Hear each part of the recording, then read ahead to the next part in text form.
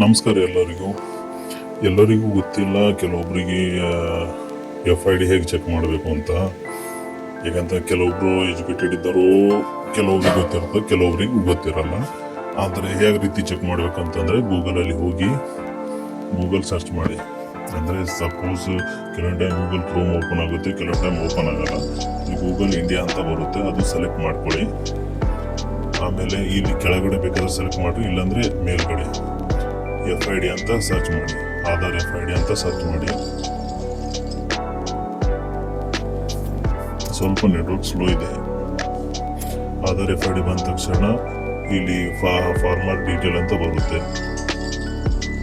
Farmer detail ಅಂತ definitely ಬರುತ್ತೆ. Photo ಐಡಿದು ಅದನ್ನು ಸೆಲೆಕ್ಟ್ ಮಾಡ್ಕೊಳ್ಳಿ.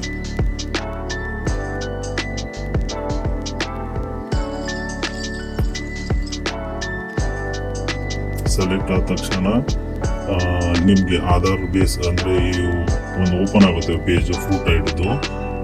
ಮೇ ಬಿ ಸ್ವಲ್ಪ ನೆಟ್ವರ್ಕ್ ಸ್ಲೋ ಇದೆ, ಸ್ಲೋ ಆಗಿ ವರ್ಕ್ ಆಗ್ತಾ ಇದೆ. ಗೆಟ್ ಡೀಟೇಲ್ ಬೈ ಆಧಾರ್ ಅಂತ ಬರ್ತಾ ಇದೆ, ಅದ್ರ ಮೇಲೆ ಕ್ಲಿಕ್ ಮಾಡಿ. ಕ್ಲಿಕ್ ಮಾಡಿದ ತಕ್ಷಣ ಇಲ್ಲಿ ನಿಮ್ಮ ನಂಬರ್ ಹಾಕಿ, ಆಧಾರ್ ಕಾರ್ಡ್ ಇರೋದು 12 ಡಿಜಿಟ್ ನಂಬರ್ ಹಾಕಿ. ನೆನಪಲ್ಲಿ ಇಟ್ಕೊಳ್ಳಿ, 12 ಡಿಜಿಟೇ ಇರಬೇಕು, ಕಮ್ಮಿ ಹಾಕ್ಬೇಡಿ. ಇದು ಈ ರೀತಿ ಬಂದ ತಕ್ಷಣ ನಿಮಗೆ ಮೋದಿ ಕಡೆಯಿಂದ ದುಡ್ಡು ಬರಲ್ಲ. ಅದಕ್ಕೆ ಸೆಲ್ಫ್ ಡಿಕ್ಲರೇಷನ್ ಪೆಂಡಿಂಗ್ ಇದೆ ಅಂತ ತೋರಿಸುತ್ತೆ. ಯಾರ್ದು ಈ ರೀತಿ ಬರುತ್ತೆ ಅವರಿಗೆ ಮೋದಿ ಕಡೆಯಿಂದ ದುಡ್ಡು ಮಾತ್ರ ಬರಲ್ಲ. ಇದನ್ನು ತಿಳ್ಕೊಳ್ಳಿ, ಯಾಕಂದ್ರೆ ಈ ರೀತಿ ಬರಲ್ಲ ಅಷ್ಟೇ. ಇದು ಕೆಳಗಡೆ ಲೆಫ್ಟ್ ಸೈಡ್ ಅಲ್ಲಿ ಇರೋದು, ಇವಾಗ ಸ್ಕ್ರೋಲ್ ತೋರಿಸ್ತಾ ಇರೋದು FID.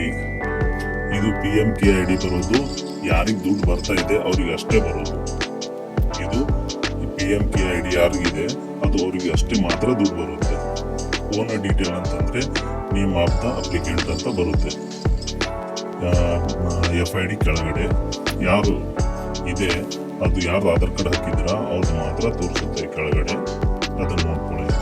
ಅಪ್ಲಿಕೆಂಟ್ ಇವಾಗ ನಂದು ಹೆಸರಿದೆ ಅನಿಲ್ ಕುಮಾರ್, ಅದು ತೋರಿಸ್ತಾ ಇದೆ. ನಿಮ್ದಿದ್ರೆ ನೀವು ತೋರಿಸ್ಬೋದು. ಅದು ನಂಬರ್ ಮಾತ್ರ ನೆನಪಲ್ಲಿ ಇಟ್ಟು ಹಾಕಿ. Thank you so much.